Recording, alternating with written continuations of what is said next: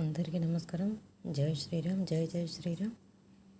మొక్కలు గొప్పగా ఎదగాలి అంటే కావలసింది ఖరీదైన కుండీ కాదు, నాణ్యమైన మట్టి. పిల్లలు ఉన్నతంగా ఎదగడానికి కావలసింది సంపాదన కాదు, సంస్కారం. ధూళి కాలి కింద ఉంది అని చులకనగా చూడకు. కళ్ళలో పడినప్పుడు మాత్రమే తెలుస్తుంది దాని సత్తా ఏంటో. మనల్ని బాగున్నావా అని అడిగే వ్యక్తి ఉండడం కంటే మనం బాగుండాలి అని కోరుకునే వ్యక్తి ఉండటం అదృష్టం.